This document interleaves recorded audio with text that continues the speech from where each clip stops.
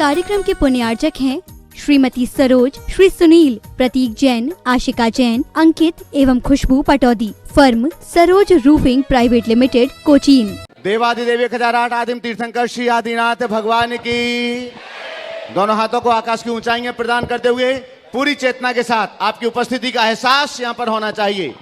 चैतन्य चमत्कारी श्री चंद्र प्रभु भगवान की, परम शांति विधायक श्री शांतिनाथ भगवान की, चिंतामणि श्री पार्श्वनाथ भगवान की, मूल नायक श्री नमीनाथ भगवान की, वर्तमान शासन नायक श्री महावीर भगवान की, 24 तीर्थंकर भगवंतों की, संत श्रोमणी 108 आचार्य गुरुवर श्री विद्यासागर जी, गुणायतन प्रणेता, शंका समाधान प्रवर्तक, भावना योग जनक, तरुणाई के प्रखर वक्ता पूज्य मुनिवर श्री प्रमाण सागर जी महाराज की, पूज्य मुनिवर श्री निर्वेक सागर जी महाराज की, पूज्य मुनिवर श्री शीतल सागर जी महाराज की, अलख श्री निजानंद सागर जी महाराज की, समस्त मुनि संघ की।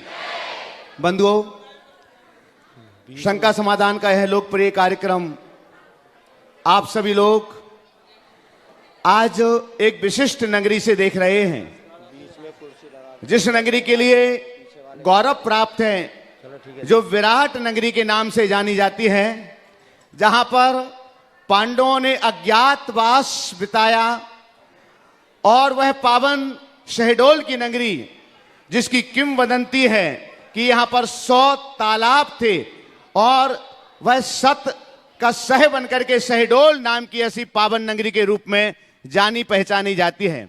आज का यह शंका समाधान का लोकप्रिय कार्यक्रम आप शहडोल की पावन नगरी से देख रहे हैं।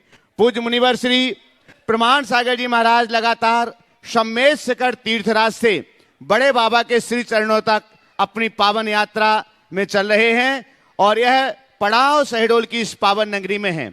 हम आज के इस मांगलिक कार्यक्रम को प्रारंभ करें। आप सभी का, जो लोग यहाँ पर उपस्थित हैं, देश और दुनिया में जिनवाणी चैनल के माध्यम से जो इस कार्यक्रम को देख रहे हैं, उन सभी का हम हार्दिक हार्दिक स्वागत एवं अभिनंदन करते हैं।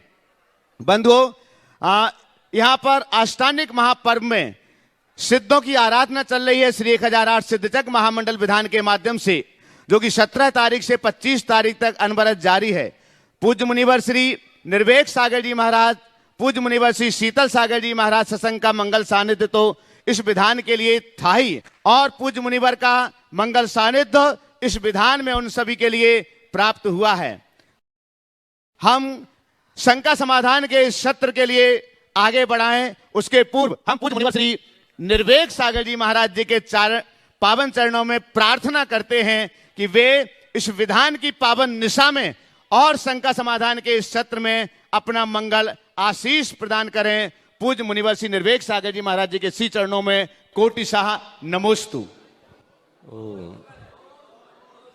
ऐसा है, मंगल आशीष प्रदान करने परम पूज्य महाराज जी पधार रहे हैं। जब तक हम लोग गुरु वंदना करते हुए गुरु महाराज को अपनी श्रद्धा समर्पित करते हैं। गुरु ने जहाँ जहाँ भी ज्योत जलाई है, काले काले बादलों में रोशनी सी छाई है। अखियों को खोल जरा ज्ञान के उजाले में, रख विषेवास पूरा जग रखवाले में। कितनी ही बार मैंने तुझे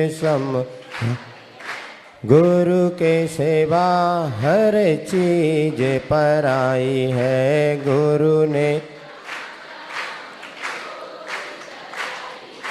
काले काले बादलों में हो मुक्ति के बंधनों को बांध पक्की डोर से। आंधियाँ चलेंगी इन सब पर बड़ी जोर से, क्योंकि इस रास्ते पर बड़ी कठिनाई है। गुरु के सेवा हर चीज पर आई है। गुरु ने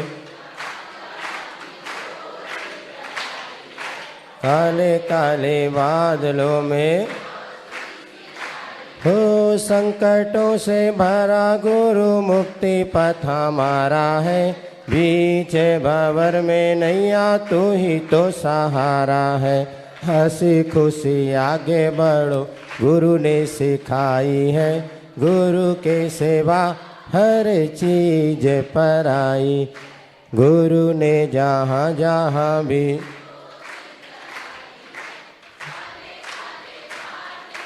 रोशनी से छाई है। बोलिए आचार्य गुरुवर विद्यासागर जी महाराज की, पूज्य मुनिवर श्री निर्वेक सागर जी महाराज की। और आइएगा बंधु, शंका समाधान के इस सत्र को हम आगे बढ़ा रहे हैं। महाराज श्री ने अपना मंगल आशीष प्रदान किया। पूरे विधान के लिए पूज्य मुनिवर का मंगल सानिध्य शहडोल वासियों के लिए प्राप्त है। और आइएगा, अब हम चलते हैं। जो लोग बेसब्री से इंतजार कर रहे हैं महाराज श्री के मंगल आशीष के लिए, वो घड़ी मिलाकर के बैठते हैं अपने घरों पर कि सायंकाल होगा, शंका समाधान का सत्र आएगा और महाराज श्री का मंगल आशीष हमें प्राप्त होगा। तो जोड़िएगा दोनों हाथों को, आपके लिए भी मंगल आशीष मिले और आपके माध्यम से देश और दुनिया में निर्माणी चैनल माध्यम से इस कार्यक्रम को देख रहे सभी भक्तों के लिए मंगल आशीष की छांव प्राप्त हो। हे महाराज श्री, नमोस्तु नमोस्तु नमोस्तु, इच्छामि इच्छामि इच्छामि। और आइएगा, इसी के साथ आप लोगों को मालूम है कि आजकल जादू की एक पिटारी होती है और उसमें से जो भी नाम आते हैं सबसे पहले हम उन्हीं नामों का उच्चारण करते हैं। कुछ विशिष्ट अतिथि भी होते हैं जिनके नाम को हम यहाँ पर लेते हैं। तो सबसे पहले पहला प्रश्न के लिए अतिशय जैन परख, और इसके बाद तैयार रहेंगे पूर्वी जैन। हाँ, युवा साथी उनके साथ खड़े हो सकते हैं, अतिशय के साथ खड़े हो जाओ सभी युवा साथी, उसको आगे कर लो। हाँ, इसके बाद तैयार रहेंगे पूर्वी जैन। हे स्वामी नमोस्तु नमोस्तु नमोस्तु। हे स्वामी इच्छामि इच्छामि इच्छामि। मेरी शंका यह है कि पूजा के कितने अंग माने गए हैं? पूजा के कितने अंग माने गए हैं? बहुत सुंदर। देखो, पूजन का एक अंग है अभिषेक। अभिषेक के बाद आवाहन, स्थापन, सन्निधिकरण, पूजन और विसर्जन, ये 5 अंग हैं, कुल मिला के 6। नमोस्तु नमोस्तु। पूर्वी जैन। इसके बाद में तैयार रहेंगे अर्चना जैन शहडोल। आगे आप अपना प्रश्न रखें। हाँ, हम आपसे अनुरोध अवश्य करना चाहेंगे कि आपने सामूहिक रूप से प्रश्न करने वाले सुने, आपने सामूहिक रूप से नमोस्तु इच्छामि कर लिया है, इसलिए आपका नाम जैसे आए तो आप सीधे सीधे प्रश्न रखेंगे ताकि दूसरे लोगों के लिए मौका मिल सके। रखें पूर्वी जैन। मुनीश्री, मेरा प्रश्न ये है। हाँ बोलो। मुनीश्री, मेरा प्रश्न ये है कि अगर हमारे पास कोई ऐसी परिस्थिति आ जाए जहाँ पर हमारा मरण निश्चित है और हमको पता है कि हमारा मरण हो ही जाएगा, उस टाइम हमने बहुत सारे नियम ले लिया हो, समाधि मरण की भावना भी की हो और कुछ चमत्कार या कुछ ऐसी स्थिति बन जाए कि हम जीवित हो रहें, तो उस टाइम उन नियमों का पालन करना चाहिए? और अगर हम उन नियमों का पालन कर रहे हो, कुछ त्रुटि हो जाए तो क्या करना चाहिए? आगम में 2 प्रकार का विधान कहा है, एक बृहत प्रत्याख्यान, एक संक्षेप प्रत्याख्यान। बृहत प्रत्याख्यान में हम क्रमशः संलेखना की ओर बढ़ते हैं, लेकिन इस तरह की आकस्मिक स्थिति निर्मित होने पर संक्षेप प्रत्याख्यान होता है। जब लग रहा है कि मृत्यु निश्चित है तो उसमें फिर जब तक मेरा जीवन है, मैं जीवन पर्यंत, जब तक ये बीमारी है, जब तक ये परिस्थिति है, तब तक के लिए मेरे चारों प्रकार के आहार का त्याग, सर्व परिग्रहों का त्याग, मैं सब जीवों से क्षमा मांगता हूँ, सब जीवों को क्षमा करता हूँ, इस भाव के साथ अपने आत्मा में स्थिरता रखी जा सकती है। जब उपसर्ग दूर हो गया तो ठीक है। ऐसा। अर्चना जैन शहडोल। आपके बाद तैयार रहेंगे वीर जैन व्यवहारी। हाँ बोलें, शीघ्रता से बोलिए। नमोस्तु तीनों मुनि राजों को 3 बार नमोस्तु नमोस्तु नमोस्तु। तीनों छुल्लक महाराज जियों को इच्छामि इच्छामि इच्छामि। महाराज श्री कहा जाता है कि नारी जीवन एक सोने की बेड़ी के समान है। इस नारी जीवन एक सोने की बेड़ी के समान है। इस समतामय जीवन, संघर्षमय जीवन को समतामय कैसे बनाएं जिससे हम अपने परम पद को प्राप्त कर सकें। नमोस्तु महाराज नारी जी। का जीवन सोने की बेड़ी के समान है। किस विचारक का मत है? मैंने पहली बार सुना है ना। हमने तो ये सुना, गृह कारागृह बनिता बेड़ी परिजन जन रखवारे। वो बेड़ी कहा गया है इसलिए कि एक बंधन है, समझ गए। लेकिन अगर इसे दूसरे संदर्भ में देखा जाए तो गृहस्थ जीवन की धार्मिकता का आधार भी नारी है। नीतिकारों ने कहा है, अर्धम भार्या मनुष्यस्य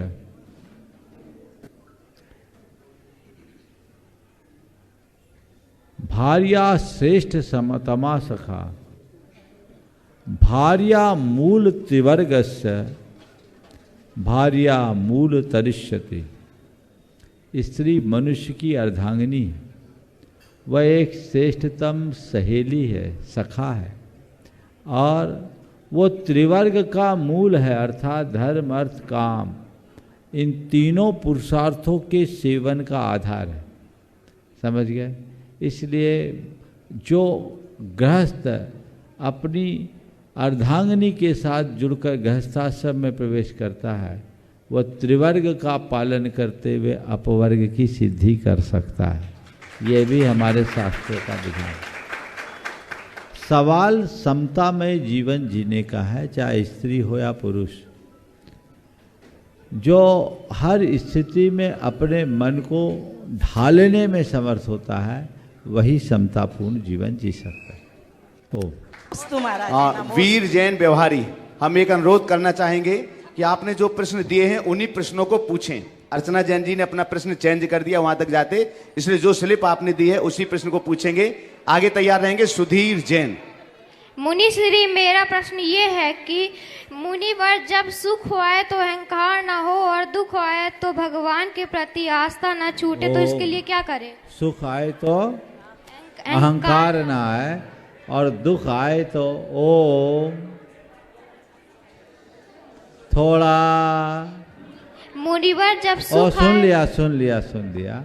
मैं आप लोगों के लिए हॉर्न बजा रहा हूँ, थोड़ा शांति हो जाए।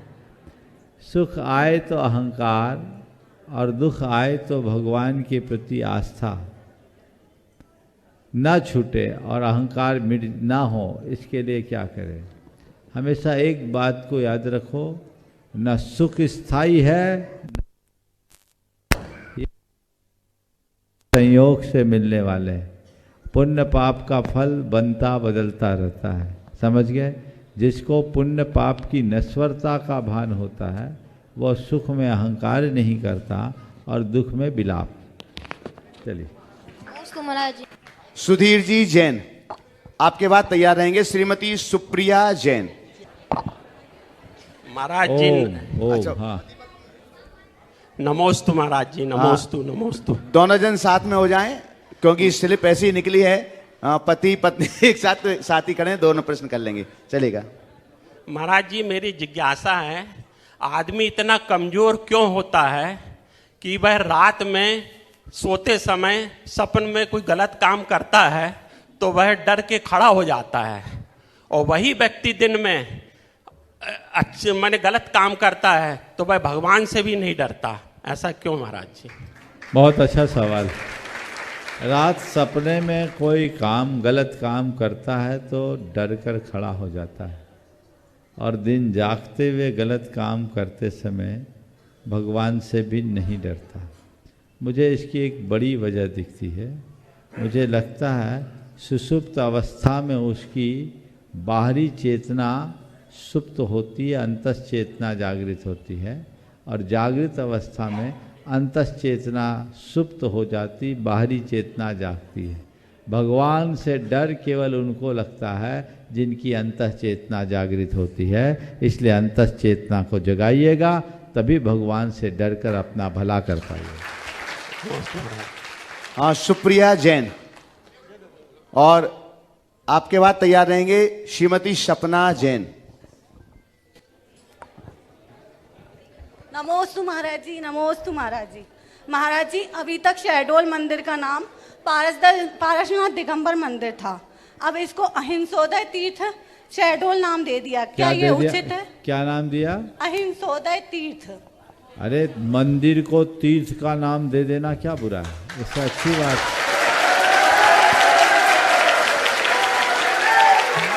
प्रमोशन ही हुआ, डिमोशन तो नहीं।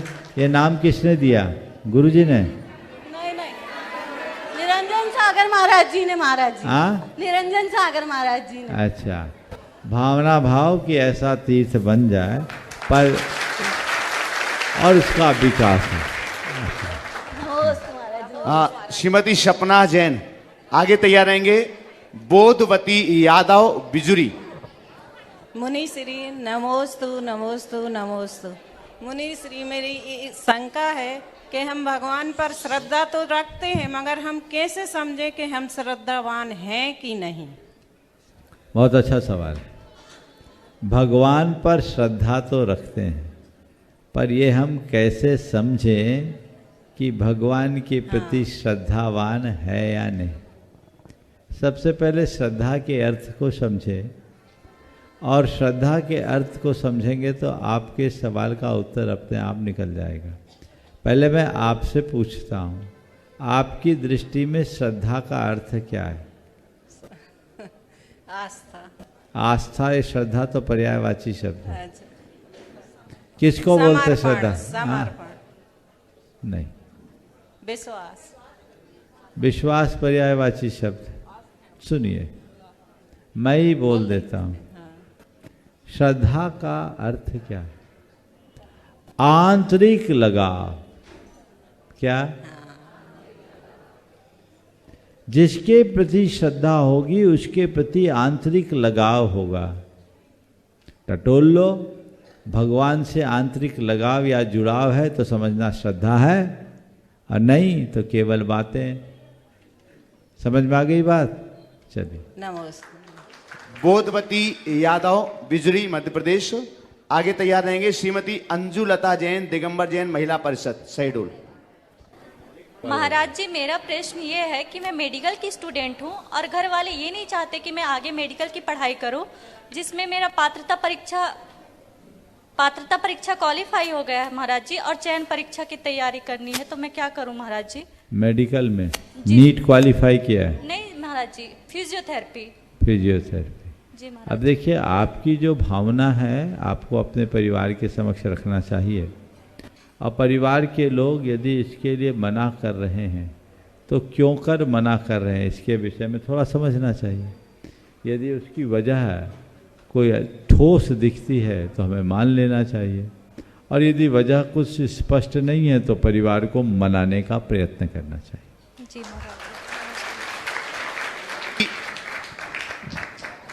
पहुंचाइए पीछे। श्रीमती अंजुलता जैन दिगंबर जैन महिला परिषद शहडोल। आगे तैयार रहेंगे अशोक जी फबियानी। नमोस्तु महाराज जी, नमोस्तु। महाराज श्री सराग सम्यक दर्शन किसे कहते हैं, इसे समझाएं। सराग सम्यक दर्शन, बहुत अच्छा। आप स्वाध्याय करती हैं ऐसा लगता है सवाल से। हाँ, नहीं स्वाध्याय नहीं करती महाराज जी, लेकिन पता है तो इसका अर्थ सवाल कहाँ से आया? पापा जी से आया। हाँ, पापा। हाँ पकड़ में आ गए ना। बेहतर होता कि वही पूछते तो मेरे उत्तर में भी आपको मजा आता।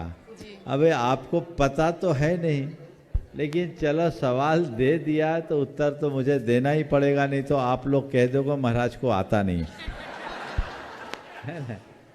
तो देखिए, सराग क्या है? राग सहित सम्यक दर्शन का नाम सराग सम्यक दर्शन है। ऐसी पद्धति जिसमें श्रद्धा तो पूरी हो लेकिन राग युक्त परिणाम हो, वो सराग सम्यक दर्शन। हम जितने भी निचली भूमिका के साधक हैं और गृहस्थ हैं, उनको जो सम्यक दर्शन होता है वो सराग सम्यक दर्शन होता है, और बीत राग सम्यक दर्शन बीत रागी मुनियों को होता है। नमोस्तु महाराज। अशोक जी फबियानी, साथ में महेश जी फबियानी। बंधु, एक बार इनका जोरदार करतल ध्वनि से सम्मान करिएगा। यह सिंधी समाज से हैं, उसके बावजूद भी प्रतिदिन नियमित रूप से महाराज श्री के लिए सुनते हैं, चाहे प्रवचन हो चाहे शंका समाधान के माध्यम से। और आज यहाँ पर वो अपना प्रश्न महाराज श्री से साक्षात यहाँ पर रख रहे हैं। अभी तक टीवी के माध्यम से सुनते थे। आपके बाद तैयार रहेंगे श्रीमती सपना सिंघई शहडोल। नमोस्तु गुरुदेव, नमोस्तु गुरुदेव, नमोस्तु गुरुदेव। अयो भाग है हमारे कि शहडोल में आपके हमको दर्शन मिल गए। गुरुदेव की जिज्ञासा है कि डॉक्टर जो है, डॉक्टर के लिए दिन भर जन्म और मृत्यु दोनों टाइम देखता है वो। डॉक्टर के लिए दिन भर जन्म एवं मृत्यु देखता है। जन्म के समय देखता है कि वो खाली हाथ है और मृत्यु के समय भी देखता है वो खाली हाथ है। फिर मरीज की रिपोर्ट में लालच क्यों करता है? एंजियोग्राफी करने वाला डॉक्टर कहता है कि तुरंत स्टेंट लगवा लो, नहीं तो तुम्हारी जान को खतरा है।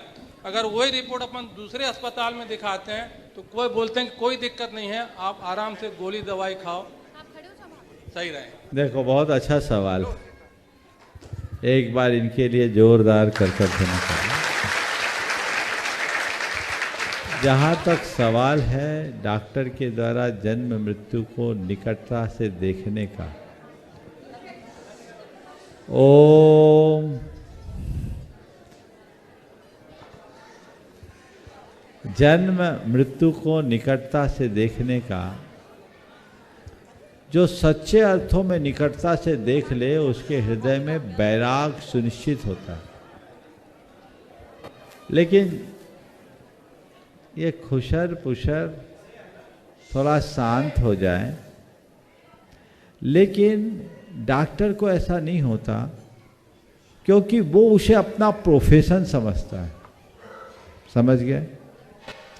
अगर डॉक्टर उसके पास आने वाले मरीज को एक इंसान के रूप में देखे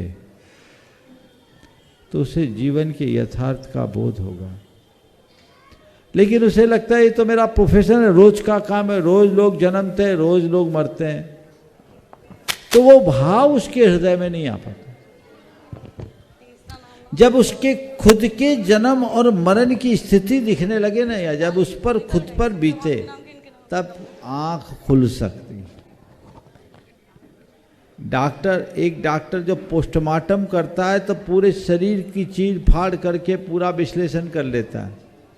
अगर देखा जाए तो उसका तो पूरा बैराग हो जाना चाहिए शरीर से कि ये मल मूत्रों का पिटारा है। लेकिन जहाँ दृष्टि में प्रोफेशन आता है परमार्थ खो जाता है। ठीक है, हाँ आप बोलिए। गुरुजी, मैं शहडोल यहाँ सिंधी समाज का उपाध्यक्ष हूँ। आपका आगमन शहडोल में हुआ, उसके लिए मैं आपको धन्यवाद देता हूँ।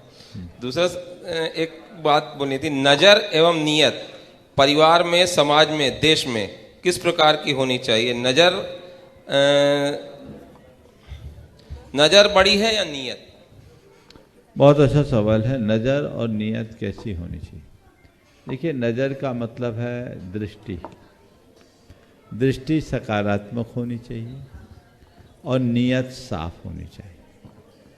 अगर दृष्टि सकारात्मक होगी तो हम रचनात्मक दिशा में आगे बढ़ पाएंगे, और नीयत साफ होगी तो हम साफ गोई से जीवन जी सकेंगे। घर परिवार और जीवन व्यवहार दोनों में इसकी अत्यंत अनिवार्यता है। आपने पूछा दोनों में प्रमुखता किसे दें, मैं तो कहता हूँ दोनों को साथ लेकर के चले, तभी आगे बढ़ पाए। धन्यवाद गुरु। श्रीमती सपना सिंघई शहडोल रॉयल कलेक्शन। और आगे तैयार रहेंगे गुणायतन के शिरोमणि संरक्षक श्री प्रेमचंद जी, रमेश जी और अरहंत जी। नमोस्तु महाराज जी, नमोस्तु महाराज जी, नमोस्तु। मंदिर जी एवं प्रतिमाओं के इतिहास की जानकारी, माइक पास में रखिए। मंदिर जी एवं प्रतिमाओं के इतिहास की जानकारी वर्तमान व आगे की पीढ़ी को हो सके, इसके लिए क्या किया जाना चाहिए महाराज जी? मंदिर प्रतिमाओं के इतिहास की जानकारी आगामी पीढ़ी को मालूम पड़े, उसके लिए हमें चाहिए कि प्रत्येक प्रतिमा जी के लिए पुरातत्व और इतिहास के ज्ञाताओं को दिखाएं, उनकी प्रशस्ति लेख को, उनके शिल्प को, उनकी कला को, उनके स्थापत्य के आधार पर उनका जितना भी हम इतिहास एकत्रित कर सके करें और उसे प्रकाशित करें, ताकि आने वाली पीढ़ी जान सके और उसका संक्षिप्त रूप किसी एक शिलापटल पर अंकित कर दें ताकि आम लोग उसे देख सके, जान सके। जैसे महाराज जी इस मंदिर का इतिहास है, तो इस मंदिर का इतिहास अपन को कैसे लिखना चाहिए? सबसे पहले तो प्रकाशित करो। इतिहास किसी ने लिखा है, पूरे आधार के साथ नहीं लिखा है तो लिखवाओ। हाँ, लिखवा करके उसको प्रकाशित करो और उसका एक सारांश मंदिर में कहीं एक अच्छे स्थान पर लिख दीजिए ताकि हर किसी को पता लगे। गुणायतन के शिरोमणि संरक्षक श्री प्रेमचंद जी प्रेमी कटनी, इंजीनियर रमेश जी सतना और अरहन जैन बिट्टू कटनी अपने अपने प्रश्न रखेंगे और टीम, हाँ तीनों रखेंगे। और इसके बाद में तैयार रहेंगे अपर कलेक्टर राजेश जी जैन शहडोल। गुरुदेव प्रकृति ने ठंडी गर्मी बरसात सूर्योदय सूर्यास्त सबका समय निश्चित कर रखा है, फिर मनुष्य को कब जागना कब उठना कब क्या करना इसकी छूट क्यों दे रखी? बहुत सुंदर। प्रकृति ने ठंडी गर्मी बरसात सूर्योदय सूर्यास्त का समय निश्चित किया, लेकिन मनुष्य को कब जागना कब सोना ये नियत क्यों नहीं? प्रकृति ने तो नियत किया है, लेकिन मनुष्य के दिमाग में इतनी विकृति भर गई कि उसने सब भुला दिया। यदि आज भी मनुष्य प्रकृति के साथ जुड़कर जीना चाहे तो सूर्योदय से पहले बिस्तर छोड़ देगा, ब्रह्म मुहूर्त में उठेगा और समय पर सोएगा, उसकी सारी दिनचर्या व्यवस्थित हो सकती है। हमारी दिनचर्या के बिगड़ने में कारण केवल विकृत परिणति। नमस्ते महाराज श्री, आप इस शहडोल जिले में विराजमान हैं। शहडोल जिले में ही एक कस्बा है बेवहारी, उसके निकट में एक गांव है मऊ, आपकी जानकारी में होगा। वहाँ भूगर्भ से प्रतिमाएं प्राप्त हो रही हैं, बेवहारी के श्रावक हैं साथ में, और वो सिलसिला निरंतर चल रहा है महाराज श्री। आज भी एक परिकर भूगर्भ से खुदाई में प्राप्त हुआ है, मंदिर निर्माण के लिए फाउंडेशन एक्सकेवेशन का काम चल रहा है। और साथ ही साथ 2 युगल सर्प भी आज काफ़ी गहरे से महाराज श्री प्राप्त हुए हैं, 2 सर्प। तो ऐसा अतिशय महाराज श्री हो रहा है। हम सभी बिहारी वासियों की भावना है, चूंकि आपका बिहार बड़े बाबा की ओर चल रहा है, तो सभी की ये भावना है, बिहारी भर के नहीं, ये शहडोल वालों की भी भावना है महाराज श्री कि एक बार आपके चरण वहाँ पर पड़ें तो वो भूमि में और अधिक अतिशय आ जाएगा। महाराज श्री, आज 18 तारीख है, ऐसी ही एक 18 तारीख आज से 30 दिन पहले भी आई थी ना। ऐसा पहली बार हुआ है कि किसी मुनि की समाधि पहली बार हुई हो, और न ऐसा पहली बार हुआ है किसी आचार्य की समाधि पहली बार हो, लेकिन ये जरूर पहली बार हो रहा है कि 30 दिन के बाद भी आज सारे चेहरे गमगीन आज भी हैं। तो ये चेहरे गमगीन क्यों रहते हैं महाराज श्री? इनके चेहरों में ये खुशनुमा कैसे बने? एक प्रश्न महाराज श्री ये है, और मैं चाहता हूं इसी प्रश्न का उत्तर आप विस्तार से दे दें, और दूसरे प्रश्न तो मैं कभी भी आपसे समाधान में प्राप्त कर लूंगा। निवेदन है आपसे।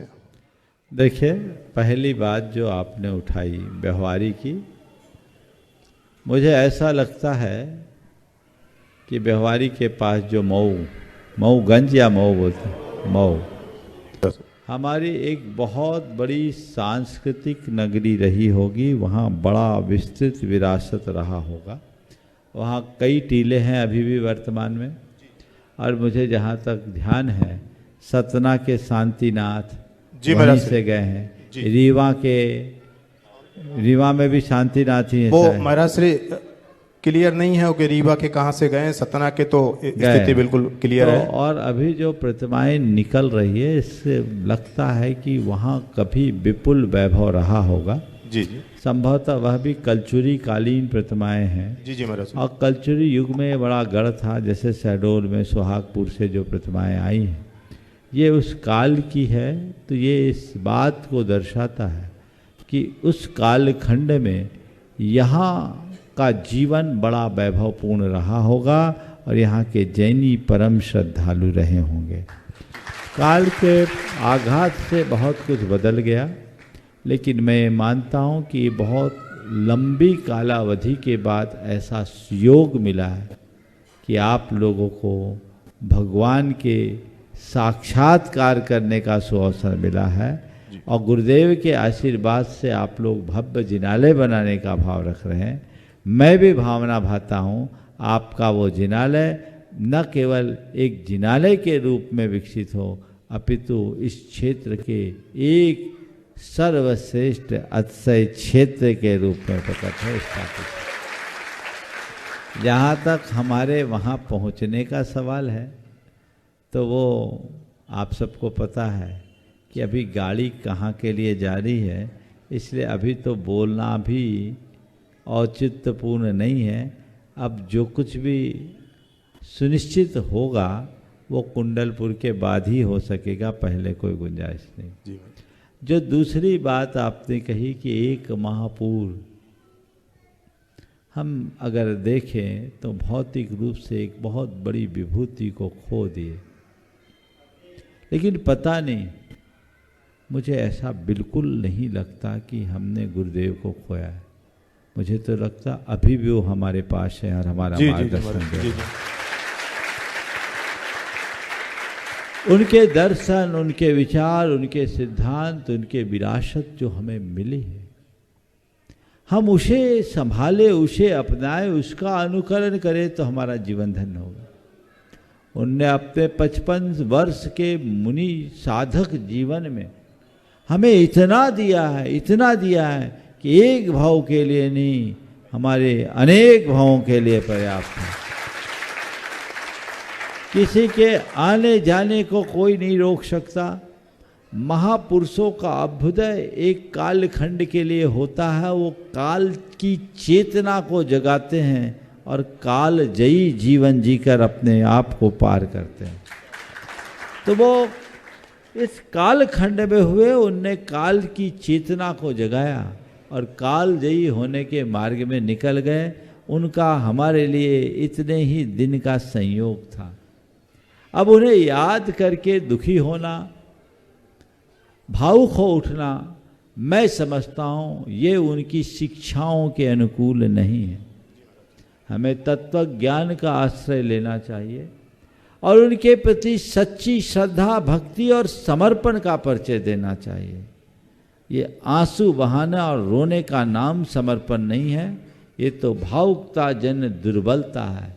सच्चा समर्पण उनका सच्चा अनुयायी बनकर उनके आदर्श को आगे बढ़ाना, हमें वो करना है। इसलिए हम उस दिशा में आगे चले, उस ज्योति के प्रकाश को दिग दिगंत तक हम फैलाने की कोशिश करें और वो कहीं भी हैं, हम हमारे साथ है। हमें हर पल उसका एहसास होना चाहिए, हमें हर श्वास में उनका एहसास होना चाहिए, तो फिर ये कोई कठिनाई नहीं है। नमस्ते गुरु। हाँ, अरिहंत जैन, बिट्टू, इसके बाद में राजेश जी। ओम। महाराज श्री के चरणों में 3 बार नमोस्तु नमोस्तु नमोस्तु। एलक और छुल्लक महाराज जी के चरणों में इच्छामी। महाराज श्री सम्मेद शेखर जी की पावन तलहटी पर पंचायतन शैली से निर्मित गुणायतन का नाम अब हर जवान पर है और अनुभव केंद्र इसकी शोभा और भी बढ़ा रहा है। तो महाराज श्री, मेरे मन में ये सवाल आता है कि जब ये इसका सोच आपके दिमाग में आई थी तब टेक्नोलॉजी भी इतनी विकसित नहीं थी, और आपके मानस में ये सोच आई कैसे है गुरुवर? कृपया मार्गदर्शन। देखो भाई, सम्मेद शिखर जी में जो हो रहा है वो किसी से छिपा नहीं। आज प्रातःकाल महाराज ने भी उसकी चर्चा की थी। दिन में ध्यान नहीं रहा, नहीं तो अभी कुछ उसकी झलक आप लोगों को दिखाई जा सकती थी। अब कल तो क्या होगा पता नहीं, अगर आपका भाग्य होगा तो उसकी व्यवस्था की जा सकती है। विजय, तेरे पास व्यवस्था है गुणायतन का? सामग्री तो है ना? हाँ, वो ठीक है। अगर होगा तो देखिए क्या होगा, लेकिन बात मैं आपसे केवल इतना ही कहना चाहूँगा, गुणायतन में क्या बनने जा रहा है इसका अंदाज़ तो आपको तभी लगेगा जब गुणायतन आप जाओगे। पर मैं इतना ज़रूर कहूँगा कि वहाँ जो बन रहा है वो अजूबा बन रहा है, और अजूबा को देखने के लिए आपको वहाँ जाना पड़े।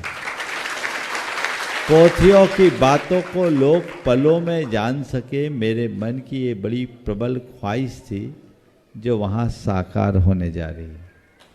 लोग बात बात में जीवन के मर्म को जानेंगे और न केवल जानेंगे अपितु अपने जीवन को रूपांतरित करने का सौभाग्य प्राप्त करेंगे। यही मेरा विश्वास है और यही मेरा प्रयास है।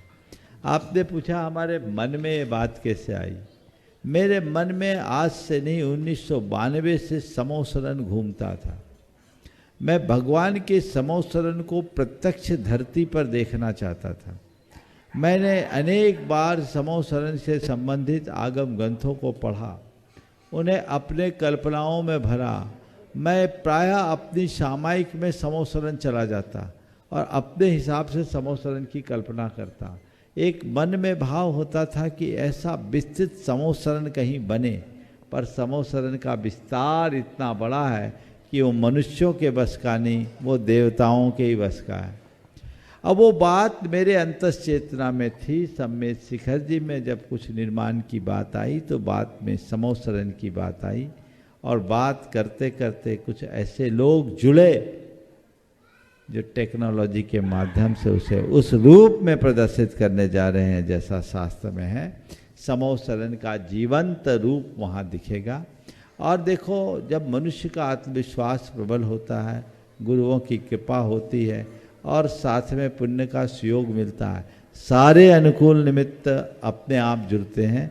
मैं टेक्नोलॉजी को बिल्कुल नहीं जानता, पर टेक्नोलॉजी से जुड़े हैं सैकड़ों लोग मुझसे जुड़े हैं जो अंतर्राष्ट्रीय स्तर पर एक स्थापित व्यक्तित्व हैं। वे सारे लोग जुड़ते गए और काम बढ़ता गया जो आज ये रूप ले रहा है। नमोस्तु महाराज। राजेश जी जैन, अपर कलेक्टर शहडोल, और आपके बाद तैयार रहेंगे शहडोल जिले के प्रधान न्यायाधीश डी जैन और उनकी धर्मपत्नी विजयाजी जैन। इसके बाद मैं पूज्य श्री के पावन चरणों में प्रार्थना करूंगा। अच्छा, पूज्य गुरुवर के श्री चरणों में मेरा अनुरोध है। अच्छा, बोलो। पूज्य गुरुवर के श्री चरणों में अनंतवार नमोस्तु नमोस्तु नमोस्तु। गुरुवर इच्छामि। गुरुदेव, प्रशासनिक कार्य करते हुए धार्मिक कार्यों में पुण्य अर्जित करने का सबसे आसान मंत्र बता दीजिए, जिससे जिनेंद्र भगवान की भक्ति भी हो जाए, गुरुदेव की अनन्य कृपा भी प्राप्त हो जाए और गुरु की चरण हमेशा मिलती रहे, कर्म भी हो जाए और कर्म भी कर जाए। ऐसा आसान मंत्र बता दीजिए गुरुदेव। एक साथ 4 सवाल। देखो, प्रशासनिक कार्य करते समय धर्म ध्यान करने का जहाँ तक सवाल, तो हर व्यक्ति के धर्म ध्यान का अपना अलग अलग तरीका होता है। आप लोग एक प्रशासनिक अधिकारी हो, आपका कार्य क्षेत्र अलग है, 24/7 आपका काम है, दायित्व है। और आप जैसे लोगों को मैं कहूँ कि एक आम श्रावक जैसी दिनचर्या रखो तो शायद व्यवहारिक नहीं होगा। लेकिन मैं एक कह सकता हूँ कि एक प्रशासनिक अधिकारी के हृदय में श्रद्धा हो तो एक व्रती धर्मात्मा की तरह वह भी एक बहुत बड़ा धर्मी बन सकता है। कैसे? प्रशासन में बैठकर अपने अधिकारों के दायरे में रहते हुए धर्म की प्रभावना का काम करके, अहिंसा का काम करके, अगर आप अपनी पूरी शक्ति को लगाते हैं तो मैं मानता हूँ वो भी भगवान की पूजा ही है। केवल भगवान के आगे जाकर गुणगान करना, उनके चरणों में कुछ द्रव्य के पुंज चढ़ा देने का नाम पूजन नहीं है। भगवान के सिद्धांतों की प्रभावना और प्रसार का नाम भी पूजा है। तो आप जो भी करें, शासन की जो नीतियां हैं, प्रशासन के जो भी दायित्व हैं, उनमें रहते हुए उनका लाभ उठाए और जिन शासन की प्रभावना में जितना बन सके योगदान दें। और जब सुविधा मिले प्रत्यक्ष आकर भगवान की पूजा भक्ति आराधना करें। और प्रशासनिक अधिकारियों से मैं कहता हूँ, आधा अंग उधर आधा अंग इधर दोनों रहे तो हिसाब बराबर हो जाए। वो वहाँ व्यस्त हैं, उनका कोटा उनकी धर्मपत्नियाँ पूरी कर दें तो वो तो फ्री है। ऐसे तुम लोगों को अर्दली बहुत मिलते हैं, तो इन लोगों को कोई काम भी नहीं रहता ज़्यादातर। अफसर की धर्मपत्नी के पास अक्सर काम नहीं होता, तो उनको एक ही काम करना चाहिए, जितना बने हम धर्म ध्यान करें और अपने पति के सहयोगी बनकर उन्हें प्रेरित करते रहें। बहुत अच्छा काम होगा। बहुत बहुत आशीर्वाद। एक बात मैं कहना चाहूँगा, शायद शहडोल के लोग अभी तक तो, खड़े रहो राजेश, परिचित तो होंगे ही, ये अधिकारी बात में हैं, एक अच्छे श्रावक पहले, और गुरुदेव की कृपा इन पर सदैव बरसी है, यहाँ तक पहुँचे भी हैं गुरुदेव की कृपा से ही। आपको ऐसे अधिकारी का खुले हृदय से स्वागत करना चाहिए। राज्यपाल नमोस्तुते। श्रीमती विजयाजी जैन, धर्मपत्नी डी जैन, शहडोल जिले के प्रधान न्यायाधीश, और आपके बाद मैं कोटिशा नमोस्तु पूर्वक निवेदन कर रहा हूं पूज्यवर मुनि श्री निर्वेक सागर जी महाराज जी के पावन चरणों में। जज साहब नहीं आए हैं क्या? अच्छा चलो, कल साथ में आकर के पूछेंगे, आज भी पूछ रहे, चलेगा। सीता से माइक भेजें। कि मैं आजकल की युवतियों को देखती हूँ कि वो अक्सर किसी उत्तरदायित्व का, पारिवारिक उत्तरदायित्व का निर्वहन नहीं करती हैं, सिर्फ नौकरी करती हैं, लेकिन उसके बाद भी वो गृहिणी या जो अपनी माता हैं, बहनें हैं, जो घर संभालती हैं, उनको हमेशा दोयम दर्जे का स्थान देती हैं। तो क्या ये उचित है और उनके लिए क्या मार्गदर्शन देना चाहिए? देखिए, बहुत अच्छा सहयोग है कि आपके यहाँ अपर कलेक्टर भी और जुडिशरी के चीफ भी यहाँ के आपके श्रावक हैं, बहुत उत्तम है। आपने जो सवाल किया बहुत उत्तम किया। मुझे ऐसा लगता है आप पूरी विशुद्धतया गृहिणी हो, गृहिणी हो ना? मैं आपसे एक सवाल करता हूँ पहले, इसके बाद आपका उत्तर, शायद इसी उत्तर में आपका उत्तर निकल जाएगा। आप एक गृहिणी हो और एक जज की धर्मपत्नी होने के बाद आप अपने इस रोल से खुश हो कि नहीं? बिल्कुल महाराज श्री, हम लोग सेटिस्फाई हैं। बहुत सुंदर। नेक्स्ट है, लेकिन वो लोग जो मैं आप अभी आप औरों की बात नहीं कर रहा, अभी आपकी बात कर रहा हूँ और इसी से लोगों को संदेश दूंगा। यदि आप एक गृहिणी होने की जगह कोई पेशेवर महिला होती, कामकाजी महिला होती, तो क्या जितनी खुश आज हो उतनी खुश रह पाती? शायद नहीं, और घर वालों को तो नहीं रख पाती उतना खुश। जब घर वालों को नहीं रख पाती तो खुद कैसे खुश रह पाती? जी महाराज श्री।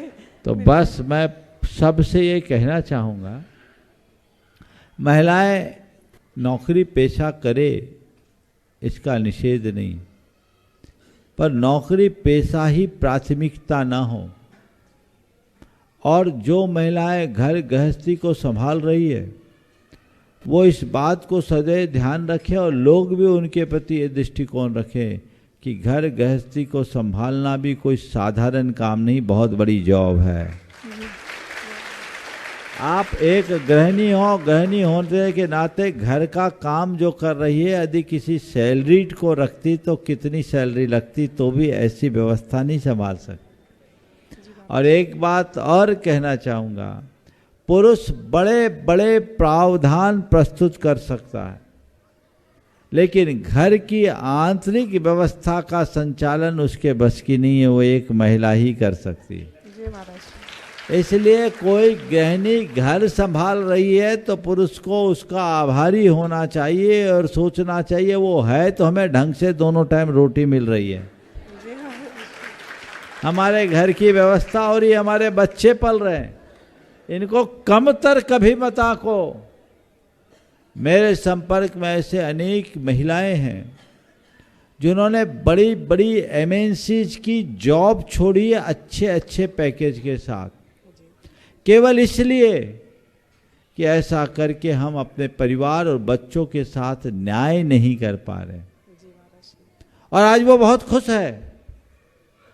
तो महाराज क्या करें, हम लोग सर्विस में न जाए? हम बोले जाओ, मना नहीं है, पढ़ो लिखो, लेकिन नौकरी प्राथमिकता नहीं। नौकरी तब करो जब उसकी आवश्यकता हो। हमारे प्राचीन काल में भी महिलाओं को कला गुणों में निपुण किया जाता था, कैकेयी को सर्वशस्त्र विद्या का पूर्ण ज्ञान था, पर युद्ध लड़ने नहीं जाती थी। पर जब जरूरत पड़ी तो दशरथ का सारथ्य भी कर दिया और अपना जौहर दिखा दिया। यदि कोई ऐसी स्थिति आएगी तो हम कमजोर नहीं हैं, ये सोचना चाहिए। लेकिन वो लक्ष्य पूरा नहीं होना चाहिए, क्योंकि केवल पैसों से जिंदगी नहीं चलती, जीवन को चलाने के लिए और भी व्यवस्थाएं लगती है। इसलिए इसका हमें ध्यान देना रखना चाहिए और इसे अपने जीवन का एक आदर्श मान करके चलना चाहिए। हम निवेदन कर रहे हैं पूज्यवर मुंशी निर्वेक सागर जी महाराज जी के पावन चरणों में। उसके पहले प्रार्थना करते हैं महाराज श्री शहडोल वालों की बहुत बहुत प्रार्थना है आपसे कि भावना योग का सौभाग्य इनके लिए प्राप्त हो सके। तो आपके चरणों में निवेदन है कि कल प्रातःकाल यह सौभाग्य इनके लिए मिल जाए, क्योंकि सिद्धचक महामंडल विधान में कल अर्घ भी कम है, तो समय हम एडजस्ट कर लेंगे। देखो भावना योग हम करा सकते हैं, चूंकि विधान भी है। फिर सुबह से भावना योग कराओ तो तुम कहोगे प्रवचन भी हो जाए। आप लोग अगर कहो तो भावना योग में ही प्रवचन और भावना योग दोनों कार्यक्रम सुबह हो सकता है। ठीक है, तो कल 5:45 से कार्यक्रम चलेगा 7:15 तक। उसमें भावना योग और भावना योग से संबंधित प्रवचन होगा। उसके बाद आप पूजन विधान ठाट बाट से कर लीजिएगा। और 7:15 से फिर हम यहाँ पर अभिषेक शांति धारा पूजन और विधान 10 बजे तक करेंगे।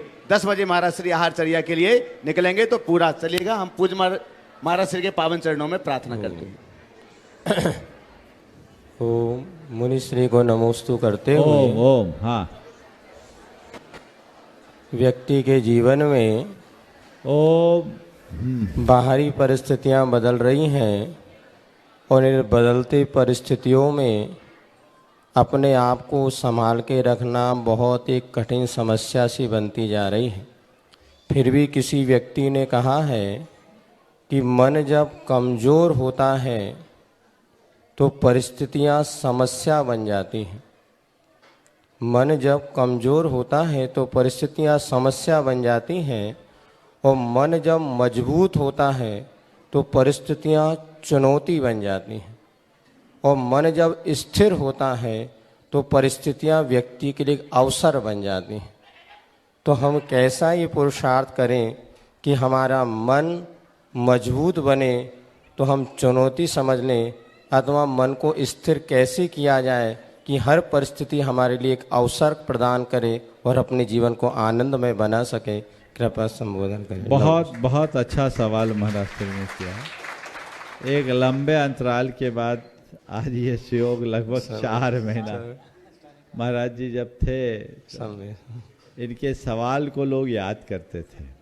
आज बहुत अच्छी बात कही है कि मन जब कमज़ोर होता है तो परिस्थितियां समस्या बन जाती, मन जब मजबूत होता है तो परिस्थितियां चुनौती बन जाती, और मन जब स्थिर होता है तो परिस्थितियां अवसर बन जाती। आपने पूछा है कि हम ऐसा क्या करें कि हमें परिस्थितियां एक चुनौती और अवसर के रूप में निर्मित हो सके। देखिए, इसके लिए सबसे बड़ी 2 आवश्यकताएं।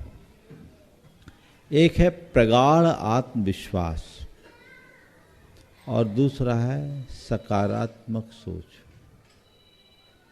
यदि मनुष्य का आत्मविश्वास प्रगाढ़ होगा तो वो कैसी भी परिस्थिति होगी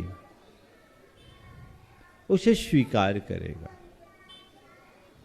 आत्मविश्वासी मनुष्य विषम परिस्थितियों को एक चुनौती के रूप में स्वीकार करता है और अपने जज्बे के बल पर उसे उपलब्धि में परिवर्तित कर देता है। चुनौतियां मनुष्य को उपलब्धि के मुकाम तक पहुंचा सकती है यदि मन में प्रगाढ़ आत्मविश्वास हो। तब दुनिया में जितने भी लोगों ने ऊंचाई का स्पर्श किया है उनके सामने विषम से विषमतम परिस्थितियां आई, लेकिन उन परिस्थितियों को उन्होंने स्वीकार किया एक चुनौती के रूप में और अपनी कुशलता से उपलब्धि के रूप में परिवर्तित किया। तो आत्मविश्वास हमें उपलब्धियों तक पहुंचा सकता है। इसके साथ यदि हमारी सोच सकारात्मक होगी तो हम कैसी भी परिस्थिति आएगी उसमें हम एक अवसर ढूंढेंगे। हमारे लिए हर परिस्थिति में एक अवसर दिखता है, लेकिन उसके लिए हमारे आंखों में वैसी दृष्टि होनी चाहिए जिससे हम ऐसी परिस्थितियों को एक अवसर के रूप में देख सके। हमारी दृष्टि ही हमें स्थिर बनाती है, नहीं तो जीवन बदल जाता है।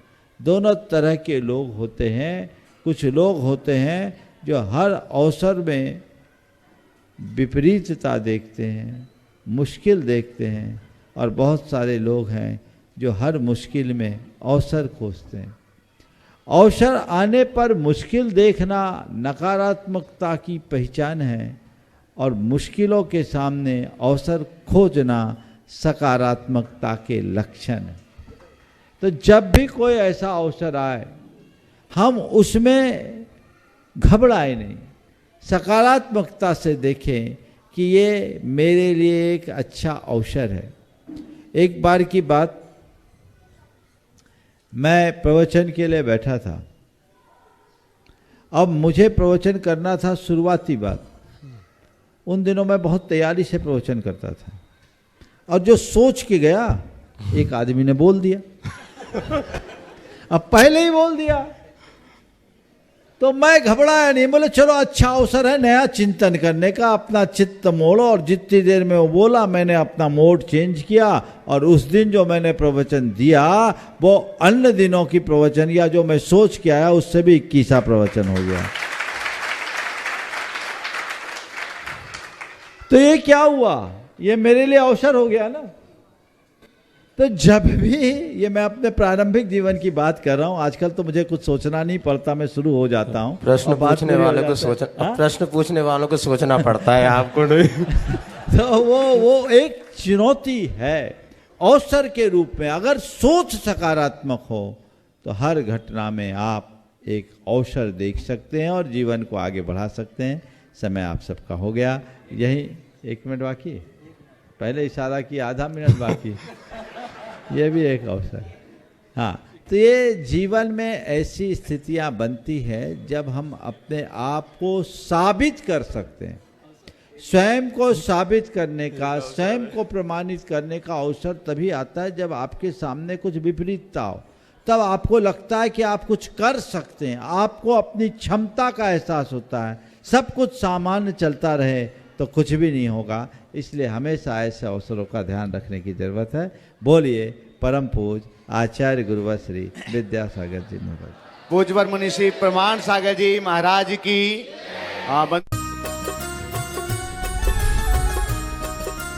इस कार्यक्रम के पुण्यार्चक थे श्रीमती सरोज, श्री सुनील, प्रतीक जैन, आशिका जैन, अंकित एवं Khushboo Pataudi. Firm Saroj roofing private limited, Cochin.